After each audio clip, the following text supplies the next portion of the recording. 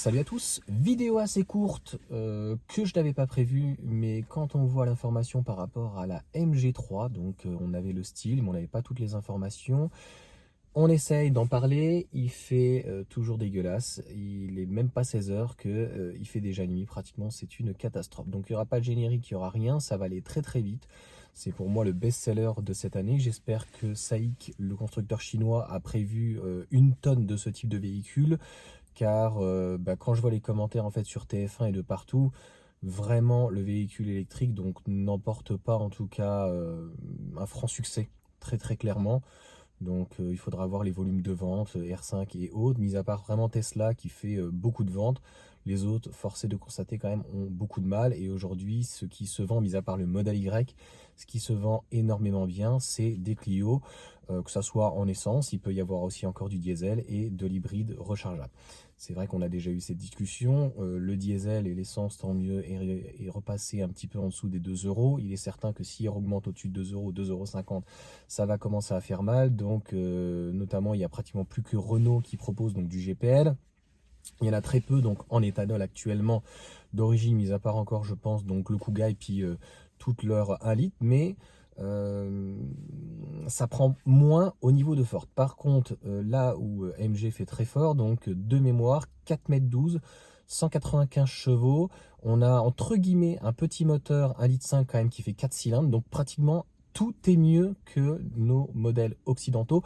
Alors le 1,5 litre 4 cylindres, je ne sais pas si, parce que c'est pas eux qui développent, hein, ils parlent du châssis qui est développé par eux, on a très peu d'informations dessus, mais normalement ils ont l'habitude de travailler soit avec Volkswagen, soit avec General Motors. Donc est-ce que ce 1,5 litre est réellement développé par eux ou a été repris en leur nom? Donc est-ce que c'est le 1,5 litre TSI 136 chevaux, là je crois que c'était, ou comme information, ou non, un peu moins, 106.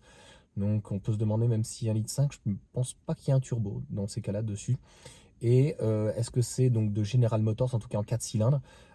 Très concrètement, on a logiquement un véhicule qui devrait être extrêmement fiable. Une toute petite batterie d'un peu moins de 2 kWh, donc qui ne devrait pas coûter trop cher s'il fallait la changer ou quoi que ce soit. Et un très gros moteur électrique, un entre guillemets petit coffre, mais ça c'est typique des Chinois, c'est-à-dire qu'ils préfèrent privilégier les places arrière. Donc comme je t'ai dit, 4,12 m et aux alentours de 20 000 €, là où toute la concurrence, que ce soit Stellantis ou Renault ou Volkswagen, est plutôt aux alentours des 25 000 €. Même un Duster, enfin du moins un Dacia, même Sandero ou au-dessus, un Jogger, c'est quand même très très très cher.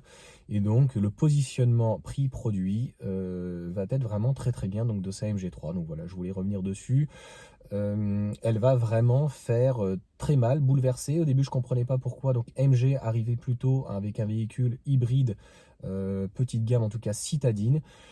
Mais il faut bien comprendre que pendant que Renault essaye de se dépatouiller avec à 20 000 €, aux alentours de 20 000 €, entre 19 et 24 000 € un Dacia Spring uniquement en 4 places et qui n'est quand même pas un véhicule pour voyager, hein, malheureusement quand même, les gens voyagent encore un petit peu. On parle pas de vacances, moi je parle de voyager, d'aller voir de la famille, d'aller se balader, d'aller à des endroits ou quoi que ce soit sans aller en vacances, partir le week-end, enfin tu comprends quoi, la vie. Et de l'autre côté, donc la R5 qui devrait démarrer à 25 000, mais pas avant l'année prochaine, avec pas de charge rapide. Franchement, c'est voilà, je reviendrai un petit peu vite en live s'il y en a qui veulent discuter de ça. C'est du grand foutage de gueule. Là, 36 litres, donc si on est à 5 litres, on va avoir un véhicule qui va pouvoir faire 500-600 km. Et en fait, ça répond complètement à la demande. Qu'on aime ou qu'on n'aime pas, les gens de toute façon, aujourd'hui, si on devait questionner non pas les personnes qui souhaitent ou qui ont un véhicule électrique, mais si on consultait les personnes, la populace, à l'extrême dira-t-on, ou le peuple ou quoi que ce soit, les gens en fait sont plutôt relativement défavorables, forcés de constater. Après, ils sont pas prêts. Ils sont pas prêts. Et par contre, autant une hybride ou hybride rechargeable, en tout cas là, une petite hybride, donc ils appellent ça hybride plus, les gens là sont concrètement très intéressés. C'est quand même mieux que Clio, c'est mieux que le 136 chevaux, 195 chevaux cumulés, 1,5 litre 4 cylindres, normalement donc sans turbo, aux alentours des 5 litres et 8 secondes. Ça fait mieux que toutes nos petites citadines, Fiat 500, 208, une C3, voilà, tout ce que tu veux, une Clio, une Polo. Donc concrètement, si franchement ça fonctionne bien, s'ils communiquent bien, notamment il faut communiquer à la télé, il faut être mainstream.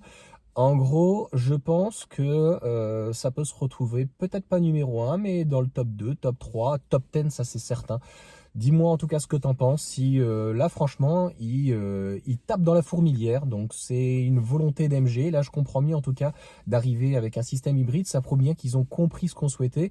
En tout cas pas on, moi personnellement, mais ce que le peuple en tout cas souhaitait en France. Ils ont besoin d'une citadine, ils ont besoin d'un véhicule qui soit pas malucé, il a 100 grammes donc de rejet grammes par CO2, donc concrètement il n'aura pas de malus. Et donc les gens par contre, l'hybride est déjà incorporé. Et je crois que la punchline, je vais reprendre celle de l'Argus, je sais plus ce qu'ils ont mis en gros, la Clio et la Yaris, mais c'est même plus en ligne de mire. C'est il y a de quoi clairement s'inquiéter. Mais pour le moment, nos constructeurs, ça va, mais à culpa, ça a l'air d'aller, ça roule ma poule. Allez, sur ce, ciao à tous.